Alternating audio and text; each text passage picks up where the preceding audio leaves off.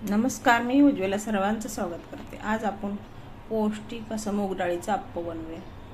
बघताक्षणी कितीशी खाऊस वाटणार हे अप्पं आहे तर बघा, अजिबात तेलकट नाही। 1 चमचा तेलामध्ये सर्व अप्पं तयार होते। आता जास्त तेल लागत नाही आपल्याला। ज्याला कोणाला तेलकट खायचं नाही तर त्याने असा पदार्थ नाश्त्यासाठी बनवून खाऊ शकता। पण अर्धी वाटीच डाळ घेतली बघा, वाटी पण मोठी आहे। अर्धी वाटी डाळ घेतली। डाळ स्वच्छ धुवून घेऊया आपण, काय पॉलिश केलं असलं निघून जाईल। डाळ आता आपल्याला 4 तास भिजू घालायची। भिजत ठेवल्यावर डाळ आपल्याला चांगली फुलून होती वरती। झाकण ठेवून आपण आता 4 तास ठेवलेले। डाळ बघा पूर्ण भिजलेले, फुगून किती वरती आलेले। अशा पद्धतीने बघा भिजले, छान भिजले। तुम्ही बघू शकता डाळ किती मऊ भिजलेली। आता आपण एका मिक्सरच्या भांड्यात डाळ पूर्ण काढून घेऊया।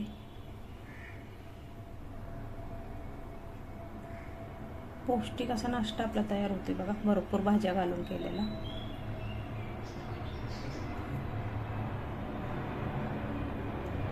रेसिपी आवडली लाईक करा, सबस्क्राईब करा, नवीन कोण असेल त्यांनी।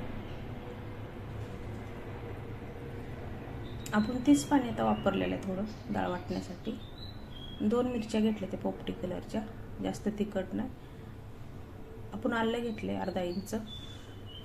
तर मिक्सरमधून बारीक अशी पेस्ट बनवून घेऊया। बघा किती बारीक अशी पेस्ट बनवून घेतलेली। डाळीमध्ये पाणी भरपूर होतं त्याने जास्त झाले बघा।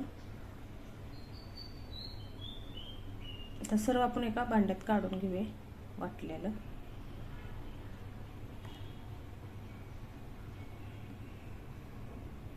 जिरा पावडर घालूया आपण 1 चमचा।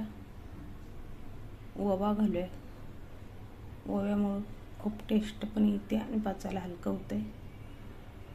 मी 1 कांदा घेतलाय, टमाटो घेतलाय, फरसबी घेतलाय चिरून, गाजर घेतले चिरून, बारीक बारीक असं चिरून घेतले, कोथिंबीर घेतली। सर्व आपण भाज्या घालून घेऊया, मिक्स करून घेऊया। पौष्टिक असा नाश्ता आपल्याला तयार होतोय बघा। चवीपुरतं मीठ घालूया। मीठ घातल्यानंतर मिक्स करून घेऊया आपण।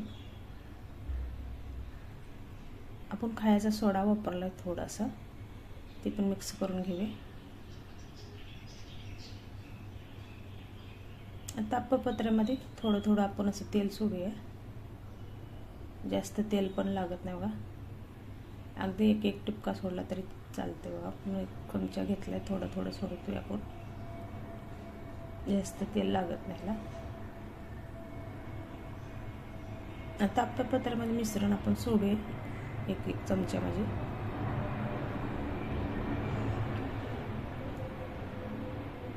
आता सर्व अप्पपत्रामध्ये आपण घालून घेऊया।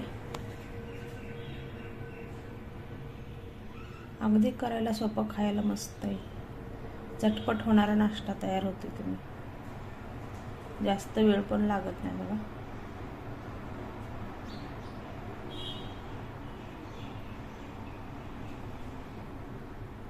आता झाकण ठेवा 1-2 मिनिटं।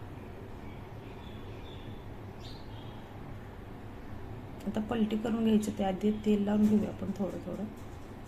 तुम्ही बरसनं पण लावलं तर चालतंय, मी थोडंसं चमच्यानं सोडते, जास्त सोडायचं नाही। आता पलटी करून घेऊया। चांगले खालची बाजू खरपूस अशी भाजून झालेली आहे, खमंग वास सुगंध सुटलाय बघा याचा किती।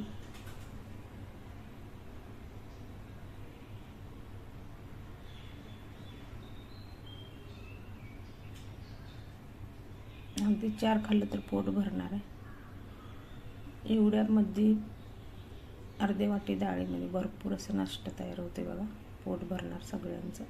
हा नाश्ता सगळ्यांनाच आवडणार आहे, लहान मुलापासून मोठ्यापर्यंत। आता आपलं अप्पं तयार झालं तर काढून घेऊया दुसऱ्या बाजूने पण। अशाच पद्धतीने मी राहिलेले पण पिठाच करून घेते।